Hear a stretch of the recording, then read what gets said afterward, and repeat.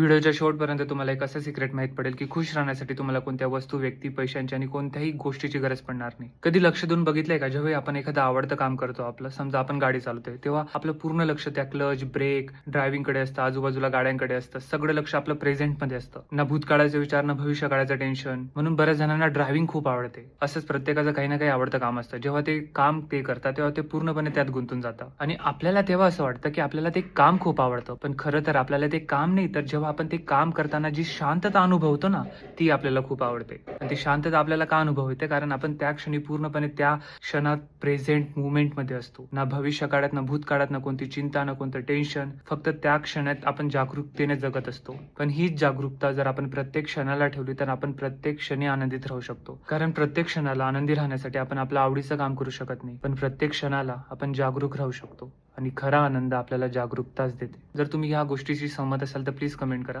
नसेल सहमत असाल तर तुमचं मतही कमेंटमध्ये व्यक्त करा. आणि जर तुम्हाला असं वाटत असेल की मी काय फालतू बडबड करतोय, तरी सुद्धा कमेंट करा. ब्लॉक करतो तुम्हाला.